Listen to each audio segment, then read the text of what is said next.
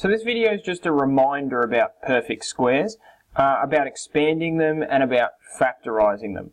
So super important. Probably about 30% of students always get this wrong no matter how many times I tell them. So don't let that be you.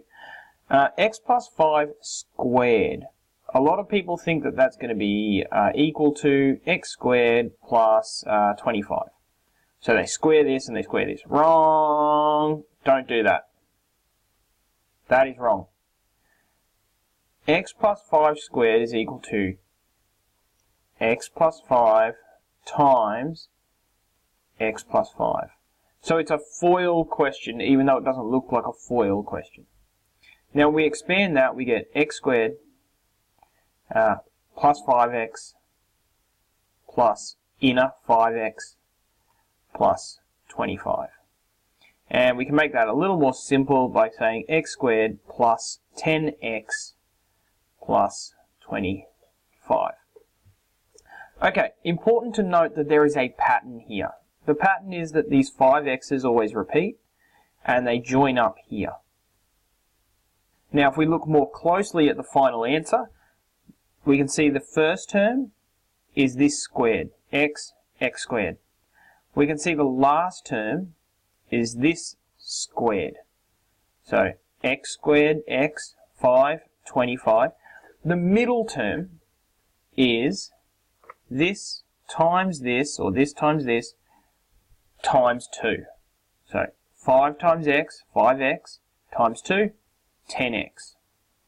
Now that's our middle term right there. Okay, that's the pattern for perfect squares. So now that we know the pattern, we should be able to jump through solving all of these essentially in just one line. So x plus 3 squared, that's going to be this number squared, x squared, this number squared at the end, so 3 squared, 9 squared, just 9. And then this times 2. So 3 times x times 2, 6x. Easy. Next one, first term, x squared. The next one, you might stuff this one up. It's negative 4 squared. So negative 4 times negative 4. That's positive 16. And the last term's always going to be positive because whether it's negative or positive there, it's still going to give you a positive number. And then finally, negative 4 times x times 2. That's negative 4x times 2, negative 8x. You see the negative makes the middle term negative, but it makes the last term positive. Finally, x minus 6 squared, x squared. The minus 6 is going to be a positive 36 here, so 6 times 6 is 36.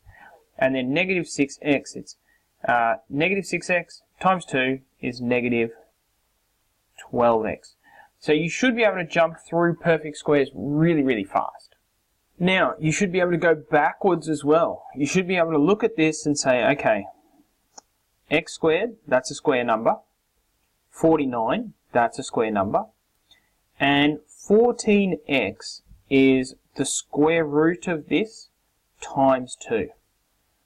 So therefore, without using my AC method, without using decomposition or splitsies or whatever you do to factorize quadratics, you should be able to say that this is x plus 7 squared. And of course you can check it in the same way that we just did all of that stuff over there. Alright, we should be able to look at this one and say, is it a perfect square? Well, we've got x squared here, so that's a square number. We've got 4, that's a square number. And this is the square root of that number times 2. So it looks like it's going to work. X plus 2 squared. Now I'm trying to move through these pretty quick because I want you to understand that perfect squares is a building block to something bigger. So you do need to know how to do this, and you need to know how to do it quite quickly because it's part of a larger idea later on. Alright, so this one here, x squared minus 16x plus 64. Well, x squared is a square number. 64 is a square number. It's 8 times 8. And negative 16x would be negative 8, because the 8 comes from the square root of this, times 2. So this is going to be a perfect square as well. But it's going to be a negative here, not a positive, because we need the middle term to be a negative. And again, you can expand that to check that I'm right, but that's the basic idea. Alright, they are the perfect squares, expanding and factorising. If you want like a little fancy formula for this, we can say that a plus b squared is equal to the first value, a squared, the last value, b squared, and 2 times a times b. There's our like formal formula for that. Write that down.